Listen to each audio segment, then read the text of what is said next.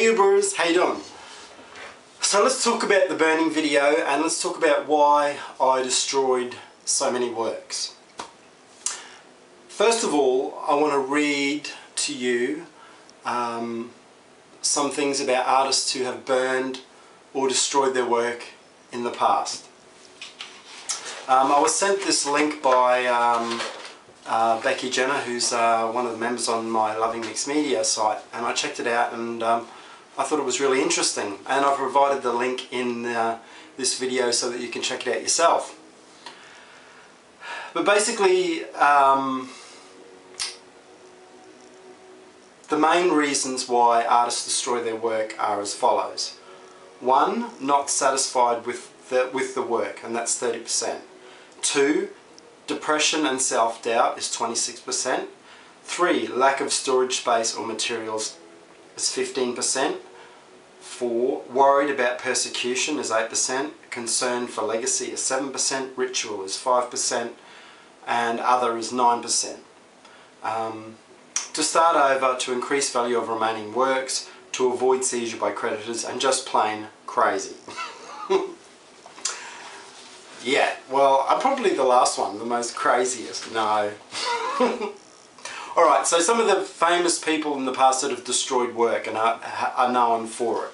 Okay, my idol, Francis Bacon. Bacon was disdainful of his work from before 1944 and destroyed the majority of it. He also destroyed an unknown number of works throughout his lifetime. And fragments of canvases were found in his studio after his death. Paul Cézanne. Cézanne's stay in Paris lasted only 6 months.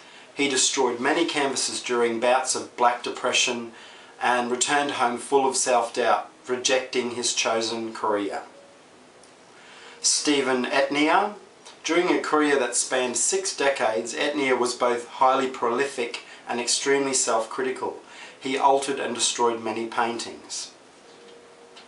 William de Kooning, as he destroyed one painting after another in a relentless search for his own identity, de Kooning, as his biographers portrayed him, often felt paralysed with despair. Claude Monet. Throughout the decade and during the 1870s as well, he suffered from extreme financial hardship and frequently destroyed his own paintings, rather than have them seized by creditors. Georgia O'Keeffe. Early in her career, O'Keeffe placed all the art she created in a room to evaluate it. She destroyed them all because she thought each work was derivative of someone else's style. Yeah, and the list goes on, and there's many more examples of why artists have destroyed their work. Alright, so let's get into the reason why I destroyed my work. Now, I've looked at what you guys have said, and a lot of you are feeling sad that I destroyed the works. A lot of you, I guess, more concerned about the wastefulness of me just burning so many canvases. And I know a lot of you guys can't afford canvases. Well, first of all, I want to say, well, I'm not rich. I actually live from paycheck to paycheck. I've pretty much always done that. I guess where I save is where I don't drink, I don't smoke, I don't have children, I don't go out hardly ever. So, you know, what I spend on art materials. Also I grew up in a single parent family, so, you know, we never had all of the luxuries. Mum had to work 2 jobs to support me and my brother at the time. We always had what we needed. We never had anything fancy. And, you know, so I know what it is to understand how people struggle to be able to buy art supplies and everything. So, you know, I get it. I understand. And I understand why some of you might be a bit upset about the wastefulness of me just burning canvases like that. Okay, so this wasn't just a spur of the moment thing. This wasn't something that came as a result of having a tragic weekend at an art fair, because Honestly, I don't give a shit. Yeah, I did really badly at the art fair. I sold 3 cards. You know, people were more excited about the stuffed teddy bears and the pretty little handmade cards with lace and everything, more so than looking at my work. But this is not something that I didn't know was going to happen. The thing is, you know, I need to get my work out there, so, you know, I knew this was going to happen. So it's not like, you know, I'm devastated or shocked. Yeah, I had a shitty weekend. It's nothing worse than sitting there and watching people, you know, just walk past you and go gaga at the stand next to you that are selling, you know, fluffy toys. You just think, what the frig am I doing here? Like, you know, why? And you know what? It's understandable to be frustrated. But at the end of the day, you know, you win some, you lose some. You know, sometimes I sell more, other times I sell less. It's just art fairs and selling at those sort of art craft fairs, it's really difficult. You can't really put your finger on what's going to sell and what's not going to sell. But anyway, so getting back to what we're talking about, no, I didn't just have a bad day, or I didn't wake up on the wrong side of the bed. Having a ritual burning was something that I had planned for quite a few months. I'd gone through all of my works that I had in the studio. I went through all the works that were on warped canvases, that had holes in them, that had deteriorated to the point where I couldn't really sell them. As you know, I'm a mixed media artist, so I blend a lot of stuff. And over time, not everything's going to last. Things react and not everything works. I do a lot of experimenting with lots of different stuff. Probably a lot of stuff I don't even show you guys. So, you know, I've had a lot of disasters. I might show you a lot of the successes, but I have hundreds and hundreds of complete failures. Things that don't work, things that peel off, and so forth. But as I said, I'm an experimental artist. This is what I do. I experiment with stuff, I see what works, I see what doesn't. So I've got a lot of stuff. So for the last 10 years, I've been building up lots of crap. Now, admittedly, I did burn some works that I thought were okay. But the reason I did that was because I wanted to find out how it would feel to lose something, something important, I guess. Well, I guess I sort of cheated in a way because I didn't really burn anything that I was completely attached to 100%. I couldn't burn half of my paintings that I've got there because I'm too attached to them. But this lot, well, you know, I sort of cheated and thought, well, you know, I could actually, because they're a bit damaged, I couldn't sell them, then, you know, I didn't really have an attachment to it. But I still wanted to feel what the process would be like to actually cleanse myself of a lot of old work.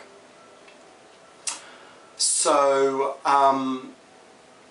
you know, I've been reading a lot of stories and seeing a lot of stories on TV. I saw this documentary on TED a while ago about this guy who lost everything in a fire. He was just about finished his book and he lost everything, his whole house. And it was just a really inspirational story how he took that loss of losing everything and found it as a really cleansing experience. I mean, he lost all of his family photos of his parents and everything, so he lost, you know, completely everything. So, you know, that's pretty bad. But he said that it was, out of the tragedy, there was a gift in the fact that it was a very freeing experience because there was no more attachments, no more emotional baggage or anything to these material possessions. You know, I've been reading a lot about the Holocaust and about how the Jews were just dragged out of their houses and sent to concentration camps, all of their possessions taken from them.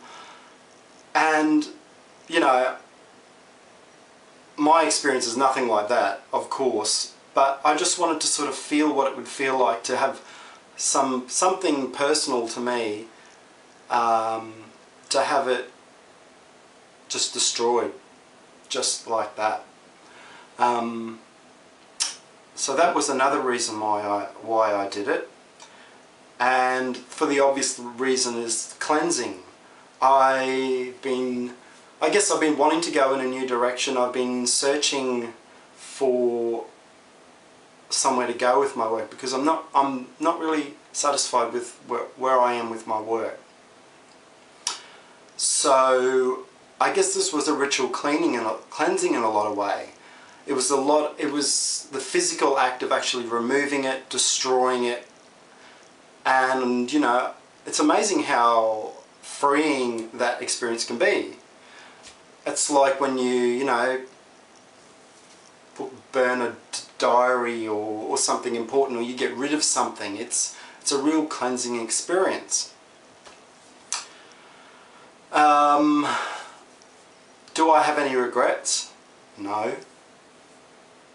I don't regret anything that I burnt today. Not at all. I felt very freeing. I understand that it could be seen as you guys thought it was wasteful, and sure, it was. I wasted canvases. And you know, I've always preached about, yep, paint over it, don't destroy the canvas, don't throw it out, you can paint over it. And you know, I still believe that. And I'm going to continue to do that. I'm not going to burn any more works. This was just something I had to do once, that I had to do to find out how it felt, to find out how you guys felt about it, and just to examine the whole process of why artists sometimes destroy their work.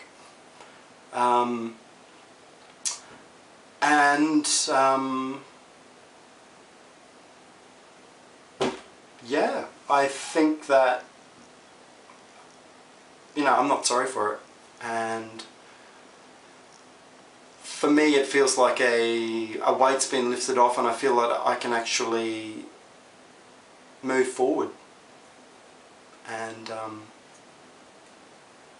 yeah, and it's also helped me get to this place where I want to get in my head, because last year when I went home to Australia, I went to the gallery,